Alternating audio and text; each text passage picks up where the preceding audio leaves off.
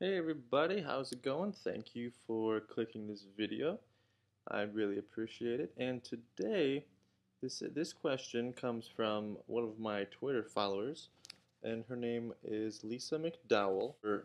Thank you for asking this question. And her question was, where can I sell prints online and the pricing, all that fun stuff. So I got four main sites for you guys, and the first one being iStock Photo.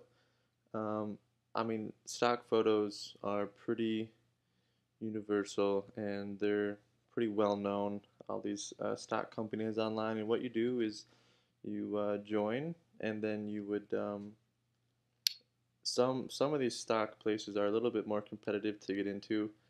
Your pictures have to be really clear. I know that much for sure, and they kind of have to be of specific things. They can't. I mean, they almost have to be something like an advertiser would use. It's very hard, from what I've heard, to get into these stock websites, but it's not impossible. And if you have those types of pictures, then more power to you to try that. Another one is Fotolia, which is like iStock, and it's pretty much the same thing, but it's just a different venue, if you will. It's a might be easier to get it on there, to get your pictures up and running. I don't know how much it costs to buy and sell on here. I don't do stock photography. So, but it does say, like right here, it's like pay as you go, like 74 cents. So that's if you're a buyer. I don't know how much you would get of that if you were a seller. So that's something that you would have to put a little effort into figuring out if this is a site that you'd want to sell on. Another one, which is a little bit more well known, is Shutterstock. Shutterstock is, again, the same thing as the previous two that I've shown you. It's, you would sign in or join or whatever, and then you would give them a couple pictures to see if you're good enough to be on the site. Most of these stock sites, they have to approve you in order to sell there, to make sure your pictures are of high quality and are going to be what the customers are wanting.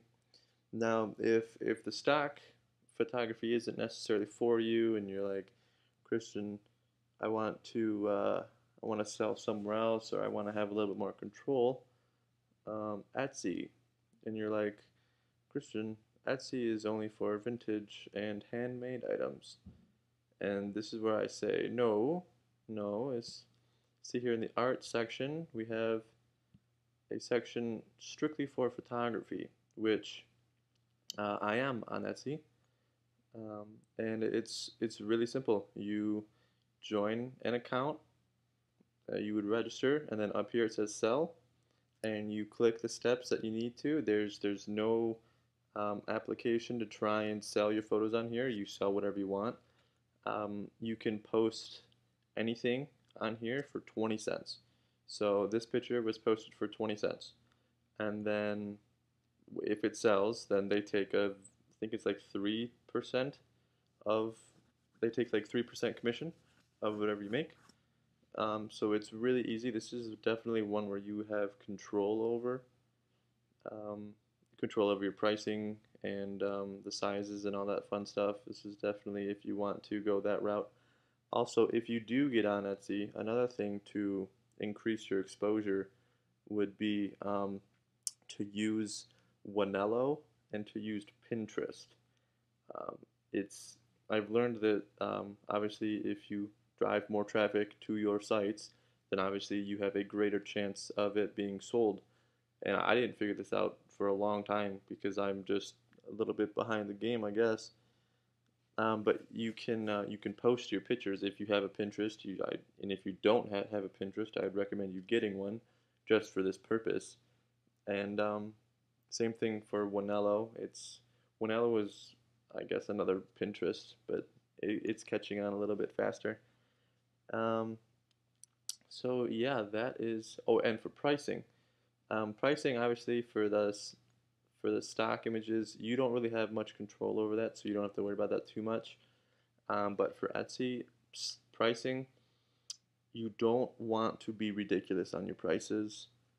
Um, you want to first of all look at pictures that are of the same size, whether they're matted or framed or not, and then you would have to base your price on from there. You'd probably, if anything, want to go lower than what your peers are, because then if your price is lower, you might get a buyer that is more apt to buy yours because it's a little bit lower.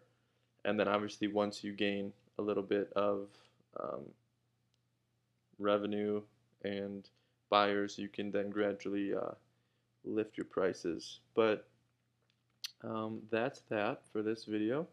Again, I want to thank Lisa McDowell for asking me my question. And if you could please follow me on Twitter and please subscribe, that would be absolutely wonderful. Alright, guys, have a good day.